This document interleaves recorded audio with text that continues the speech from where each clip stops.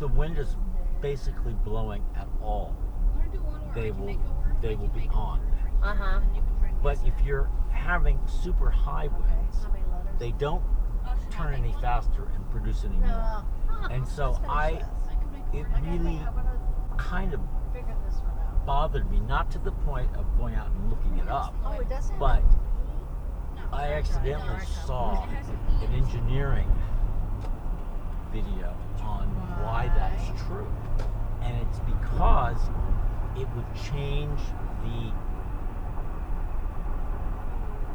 it would make the electricity unsuitable to be added to the grid without a bunch of other electrical equipment to reduce it. Right. It'd be too much of a surge. Well, it would be at a different, I don't know if it was volts or something. Right, wattage or whatever. But one of them, I think volts has to be constant. I think amps can be different. Yeah. And watts can be different. But volts, I think, have to be the same in whatever system you're. Okay. Like for an electric train, it either has to be 3,000 volts or 25,000 volts, and the train has to be set up for that. And if you had a train at 6,000 volts, it wouldn't run. Okay. So it wouldn't do any good. The amount. So in order to what they said was, in order to harness that additional power from the days when it's really going, it would really. The amount of electrical equipment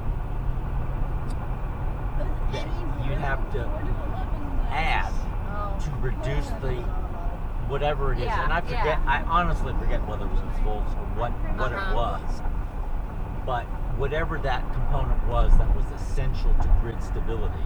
John, are you navigating yet? Yeah, and I got it too. I'm exit 14. Well, that'll be right after the bridge. Yeah. 0.5. Going over the river, Danon. But now that I think about it, they didn't really explain, like, if you were in a location that had like 250 days of high winds, you would need at a certain point you'd think it might be worth it. So that I don't remember them analyzing that. It's like they'd have to have some 5 letters, you mean? way to store that energy separate, or you know what I mean? Well, I mean it's like there are electrical substations and transformers and all that stuff that like when you see high like that, when you see those, that is not the level of power that you get in the house. Right. And it's because it's been reduced a bunch. Right. I think we've had a transformer explode by the house, and it was like not here in Overland Park, and it sounded like a bomb went off, like a big one.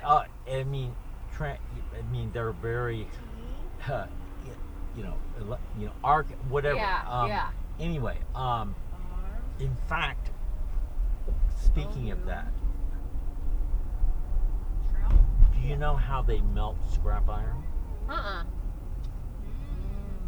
3 electrodes with I don't know how many volts or whatever million. I mean, the amount of power